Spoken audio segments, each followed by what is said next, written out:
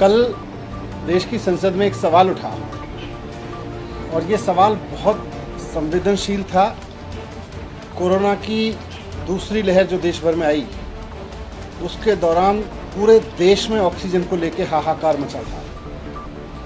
उसके दौरान जो सेकेंड वेव थी, उसके दौरान चारों तरफ से, हॉस्पिटल से, डॉक्टर्स की तरफ से, पेशेंट्स की तरफ से, उनके अटेंडेंट्स की तरफ से, परिवारों की तरफ से बहुत त्राही त्राही मची हुई थी। और हम सब जानते हैं कि पूरे देश में क्या हाल थे अप्रैल और मई के फर्स्ट वीक के दौरान।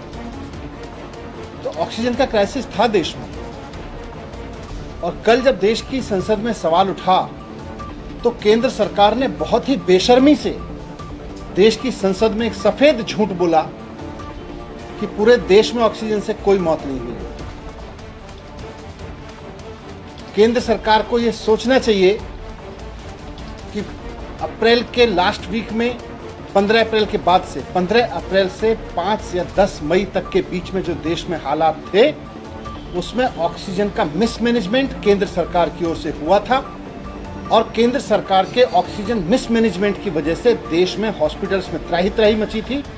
और कोई बड़ी वजह नहीं है कि बहुत सारी जानें उस दौरान ऑक्सीजन की कमी की वजह से पूरे देश में गई। दिल्ली में मैं ऑक्सीजन का मैनेजमेंट देख रहा था, मैं सरकार में काम कर रहा था। मैं जानता हूं कि किस तरह से मेरे व्हाट्सएप मैसेजेस भरे हुए थे हॉस्पिटल के चीफ के, उनके मेडिकल सुपरिटेंडेंट्स के, डॉक्टर्स के, अटेंडेंट्स के, परिवारों के, पेशेंट्स के, कि साहब हमारे हॉस्पिटल में ऑक्सीजन नहीं है, हमारा आदमी ऑक्सीजन के बिना मर जाएगा, हमारे को ऑक्सीजन दे दीजिए, नहीं तो हमारे यहाँ 4 सरकारी अस्पतालों में मैं खुद खड़े होकर ऑक्सीजन डिस्ट्रीब्यूशन देख रहा था। और केंद्र केवल अपनी गलतियों को छिपाने के लिए, केवल इस बात को छिपाने के लिए कि उन्होंने ऑक्सीजन का डिजास्टर खड़ा किया इस देश में, 13 अप्रैल के बाद से केंद्र सरकार ने ऑक्सीजन की डिस्ट्रीब्यूशन की नीतियां बदली और जिसकी वजह से पूरे देश में ऑक्सीजन का डिजास्टर खड़ा हुआ।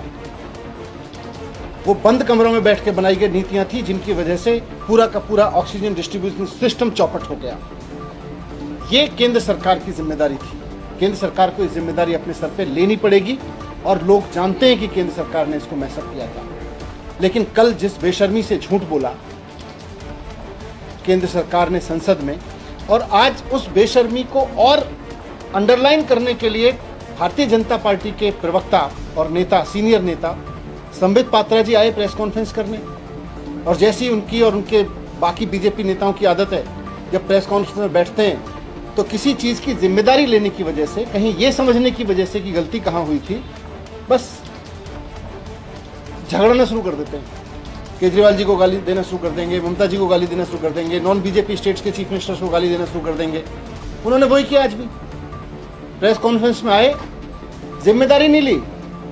इस देश में कितनी मौतें हुई हैं, उसमें से कितनी ऑक्सीजन की वजह से हुई हैं, इसकी जिम्मेदारी भी तो ले केंद्र सरकार। आखिर उसने मैनेज सो कॉल्ड 13 अप्रैल को जो सो कॉल्ड मैनेजमेंट शुरू किया था ऑक्सीजन का, जिसके बाद सब कुछ मैसअप हो गया था, उसकी जिम्मेदारी भी तो ले कि उस मैसअप की वजह से कितनी मौत हुई थी। उसकी जगह आप केजरीवाल जी को गाली दोगे तो उससे आपके पाप थोड़ी छिप जाएंगे। आप केजरीवाल जी को भर भर के गाली दोगे प्रेस कॉन्फ्रेंस में, संबित पात्रा जी प्रेस कॉन्फ्रेंस करने बैठेंगे, बीजेपी के और सीनियर नेता प्रेस कॉन्फ्रेंस करने बैठेंगे और केजरीवाल जी को मन भर के गालियां देंगे और उनको लगता है ये सारे उनके पाप छिप जाएंगे। छिपेंगे नहीं। सारा देश जानता है, जो इतिहास गवाह है, आज से 100 साल बाद भी इस बात की चर्चा होगी कि जब सारी दुनिया महामारी से जूझ रही थी, केंद्र सरकार अपनी मूर्खतापूर्ण नीतियों की वजह से इस देश को ऑक्सीजन के क्राइसिस में धकेल चुकी थी। 13 अप्रैल के बाद जो केंद्र सरकार ने नीतियां बनाई ऑक्सीजन डिस्ट्रीब्यूशन को लेके, उन्होंने पूरे देश में त्राही त्राही मचाई। नॉन बीजेपी राज्यों को सबको दुखी कर दिया, हम सब जानते हैं। मैं खुद बात कर रहा था कि किस तरह से ऑक्सीजन का क्राइसिस हुआ है, कहाँ से कहाँ की ऑक्सीजन कहाँ भेज दी, कहाँ की ऑक्सीजन कहाँ भेज दी, किसी को दूर से दे दी, किसी को पास से दे दी। ये सारा मिसमैनेजमेंट कर दिया केंद्र सरकार ने उस दौरान। और जब दिल्ली सरकार ने ये जिम्मेदारी लेते हुए कि हाँ ऑक्सीजन से मौत हुई लगती है, हमें इस बात की जांच करनी चाहिए, मुख्यमंत्री जी ने कहा कि ये जिम्मेदारी लेते हुए सरकार, अगर किसी परिवार के किसी मरीज की मौत ऑक्सीजन की कमी से हुई है तो सरकार 5 लाख रुपए का मुआवजा लेगी और जिम्मेदारी लेगी और जिम्मेदारी फिक्स भी करेगी। तो केंद्र सरकार पीछे हट गई, बल्कि अरविंद केजरीवाल जी के उस काम में रोड़े अटकाने लगी। अरविंद केजरीवाल जी ने कहा कि हम एक कमेटी बना रहे हैं जो एक एक मौत की जांच करेगी, ऑक्सीजन की कमी से हो रहे मौत के आरोपों की जांच करेगी और उसके बाद तय करेगी कि कहाँ किसकी गलती की वजह से वहाँ ऑक्सीजन की कमी हुई।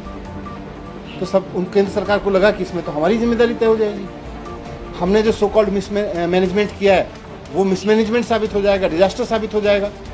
तो केंद्र सरकार ने दिल्ली सरकार द्वारा बनाई गई जो कमेटी थी उसको बनाने नहीं दिया, उन्होंने एलजी से उसको रुकवा दिया। और मैंने इसको प्रेस कॉन्फ्रेंस करके कहा था, लगभग 1 महीना पहले मैंने प्रेस कॉन्फ्रेंस करके इस बात को कहा था कि केंद्र सरकार की मंशा दिल्ली सरकार की कमेटी को भंग करने के पीछे, उसको नहीं बना देने के पीछे यही है कि वो ऑक्सीजन की मौतों से हुए सच को छिपाना चाहती है।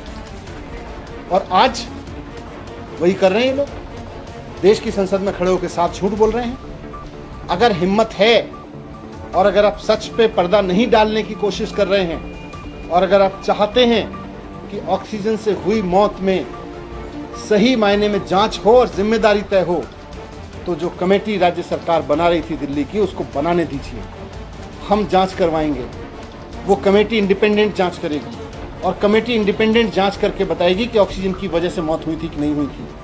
आप कमेटी बनाने नहीं देते हो, आप जांच होने नहीं देते हो और आप कहते हो देश में ऑक्सीजन से मौत नहीं हुई, हमें राज्य सरकारें भी कह रही हैं। आप आंकड़े सामने नहीं आने देते हो, फिर कहते हो आंकड़े नहीं है हमारे पास, आंकड़े नहीं दिए राज्य सरकारों ने।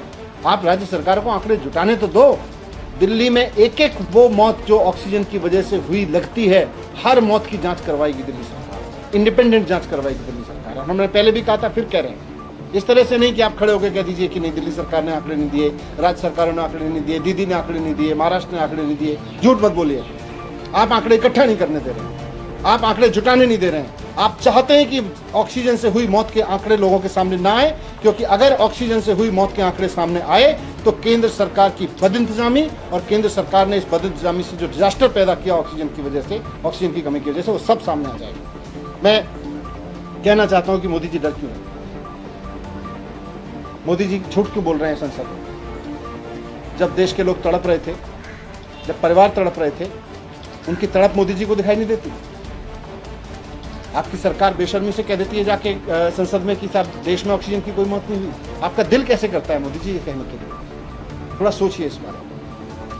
सर, बीजेपी जो है वो अब सभी पार्टियां, उन्होंने कहा कि आप लोगों ने हाई कोर्ट में एक रिपोर्ट दी हॉस्पिटल से जितने 3 लोगों की मौत हुई थी जयपुर हॉस्पिटल की, उसमें साफ तौर पर आप लोगों ने एक बात कर दिया कि मौत ऑक्सीजन की कमी थी। हम कोर्ट में ये भी कह रहे हैं कि केंद्र सरकार ने कमेटी नहीं बनाने दी, और केंद्र सरकार में हमने पहले कहा था कि हम कमेटी बना के एक एक मौत की जांच करके देंगे। कोर्ट के कहने पे ही वो कमेटी बन रही थी जो केंद्र सरकार ने रुकवाई। आप मुझे समझ नहीं आ रहा कि मोदी जी की सरकार पूरी की पूरी और उनकी पार्टी ऑक्सीजन की मौत के आंकड़ों को छुपाने के लिए कमेटी क्यों नहीं बना, उनको सामने लाने के लिए कमेटी क्यों नहीं बनाने दे रही, छिपाना क्यों चाहती है? सर, राज्य सरकार ने क्या कोई रिपोर्ट ऐसी दी है केंद्र सरकार को? राज्य सरकार तो कमेटी बनाएगी ना, उसके बाद ही रिपोर्ट आएगी। तो आप लोगों ने कोई ऐसी रिपोर्ट अभी तक देखी है मौत की ऑक्सीजन की कमी से? नहीं, अभी तो सरकार के पास भी कोई डेटा नहीं है। आज की तारीख में आप पूछोगे, मेरे पास भी कोई डेटा नहीं है। लेकिन उन पेरेंट्स से पूछो ना जो रो रहे थे अस्पताल, पेशेंट से पूछो ना, जो उनके अटेंडेंट से पूछो, उन परिवार के माँओं से पूछो, बहनों से पूछो, महिलाएं कितने वीडियोज़ हैं। आप पत्रकार कितने सारे मैसेज भेज रहे थे कि फलाने हॉस्पिटल में ऑक्सीजन नहीं है, वहाँ लोग मर रहे हैं। कितने सारे डॉक्टर्स ने मेरे पास में, उन डॉक्टर से पूछो जो रो रहे थे, अपने मरीजों को रोते हुए देख रहे थे, उनसे पूछो। और उनसे पूछना चाहते हैं, हम चाहते हैं कि इस पर इंडिपेंडेंट जांच हो।